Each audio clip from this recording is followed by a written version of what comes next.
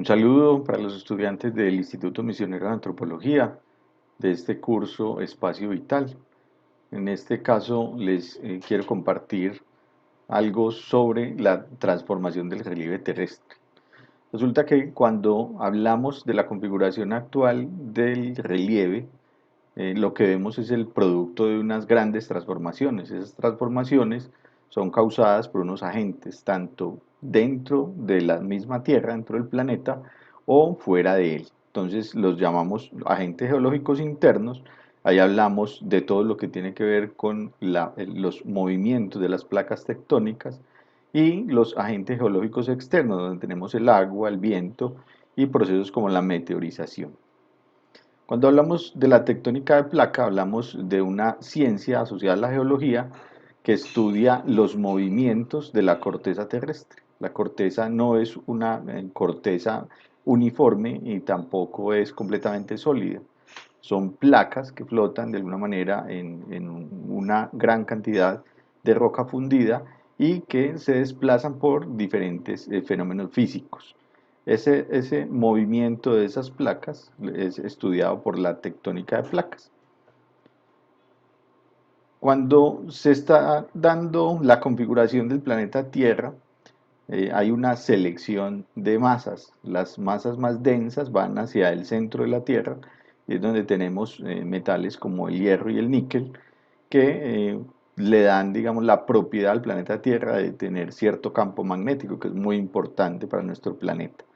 Pero además de eso, entonces encima de ese núcleo que es sólido, tenemos una capa de material con una altísima temperatura, es un material de rocas fundidas, y por encima de ese material de rocas fundidas, que está en un estado como, digámoslo, medio líquido, un estado fluido, se encuentra la corteza terrestre. Esa corteza está algo así como flotando encima de esa roca fundida.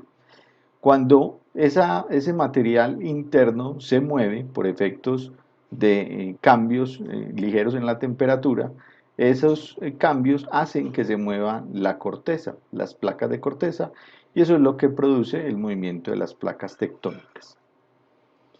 Eso se debe a un fenómeno físico que se conoce como la convección. La convección es un fenómeno en el que la energía térmica se transfiere y hace que los fluidos tengan unos movimientos. Es un fenómeno que vemos cotidianamente cuando estamos hirviendo agua en una olla, cuando estamos haciendo sancocho, la aguapanela.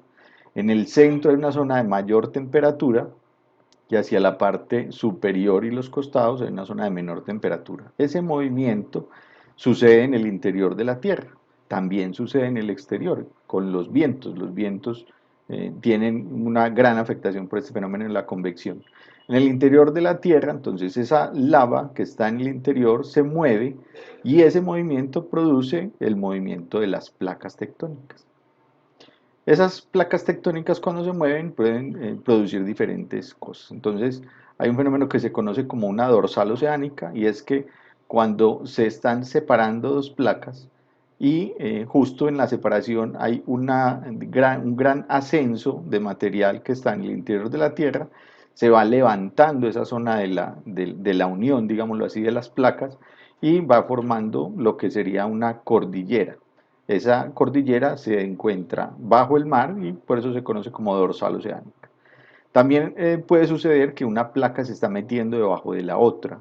Ese fenómeno se conoce como subducción.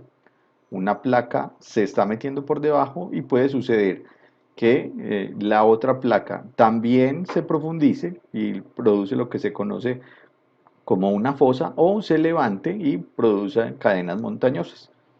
También se puede dar movimiento de placas tectónicas en diferentes sentidos. Se van moviendo de forma lateral y eso se conoce como una falla. En este caso sería una dorsal oceánica. Estamos en el fondo del mar, dos placas se separan y el magma, esa lava fundida, empieza a subir y a crear una cordillera dentro del mar. En la zona de subducción una placa se mete por debajo de la otra y hay momentos donde la corteza que está en la parte superior puede profundizarse también y produce una fosa, o una zona donde se da presentando levantamiento, lo que puede ir produciendo islas y archipiélagos. Cuando hablamos de las fallas de colisión, entonces estamos hablando de que las placas, si bien una se está metiendo debajo de la otra, la placa que está en la parte superior se está levantando y me está formando cadenas montañosas. Es el caso, por ejemplo, del Everest y de toda la cadena de los Himalaya, que es causada por una falla de este tipo. Tenemos la falla de Cizalladura, una muy conocida, la falla de San Andrés, que atraviesa gran parte de la costa oeste de Estados Unidos. Es una falla donde hay dos placas que están rozando, pero se están moviendo lentamente, una hacia un lado y la otra hacia el otro. Aquí tenemos un mapa a nivel del planeta de cómo está separada y fracturada esa corteza terrestre. Las líneas rojas indican las zonas donde hay fallas, donde hay, digamos, fracturas en esa corteza, y es donde se dan esos movimientos de placas tectónicas, donde están chocando y donde se está dando constantemente esa liberación de energía. Esa liberación de energía produce lo que se conoce como terremotos. Cuando son leves se conocen como sismos, pero cuando producen daños, entonces hablamos de terremotos. Si ese terremoto se produce dentro del mar, entonces le llamaríamos maremoto, y en muchas de las ocasiones produce tsunamis.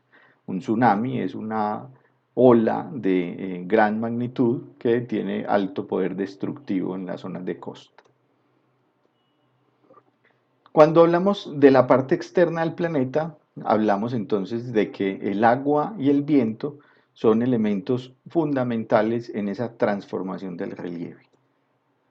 En los ríos, por ejemplo, vemos como la erosión, que es algo cotidiano, transporta materiales que son depositados o entregados al mar. Entonces hay un desprendimiento en la parte alta de las montañas de materiales. Esos materiales son transportados por el río de diferentes maneras y finalmente son entregados al océano. Cuando hablamos no de ríos o de agua en estado líquido, sino de agua en estado sólido, como serían los glaciares, las nieves y los hielos, entonces hablamos de otra configuración, pero el fenómeno es similar. Hay un desprendimiento de material en la parte alta, hay un transporte en la parte media, hay un depósito en la parte baja. En ese caso se forman zonas como esta, ¿cierto? Los valles en U, que son los valles propios de las zonas glaciares. El movimiento de grandes masas de hielo produce este tipo de erosión. El aire, cuando el aire se está moviendo a grandes velocidades y con materiales particulados como arenas, produce también una erosión importante. Y eso produce un propio modelado característico de los desiertos, de las zonas desérticas.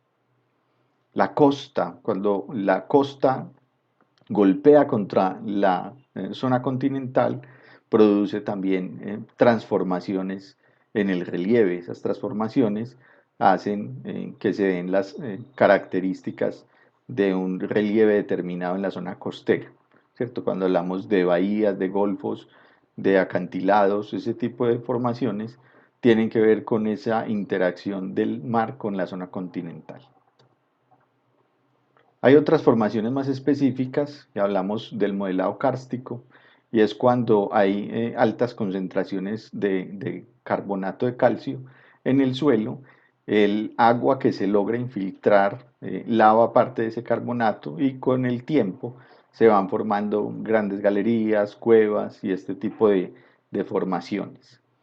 Aquí pues algo relacionado al tema, y es que pues, esa agua que se filtra al interior de las cavernas, entonces va formando unas características estalactitas, que son las que están en la parte superior, donde va bajando el material con carbonato de calcio, pero donde cae también se va formando una columna ascendente. Entonces hay una en la parte superior y una en la parte inferior. La de la parte superior se conoce como estalactita, la de la parte inferior se conoce como estalagmita. Cuando tienen suficiente tiempo se unen y forman lo que se conoce como columnas. El proceso de meteorización es un proceso también bien interesante, que es muy frecuente en nuestro entorno. La meteorización es cómo los materiales sufren deterioro por efecto del medio ambiente. El sol, la luz ultravioleta, el agua, el viento, cambios de temperatura deterioran las rocas por más duras que sean. Ese fenómeno se conoce como meteorización y la meteorización es un fenómeno que se encarga incluso de la construcción del suelo. Cuando tenemos el suelo cultivable, lo que tenemos es el producto de la meteorización de la roca. En un momento, hace millones de años, la superficie terrestre era solamente roca.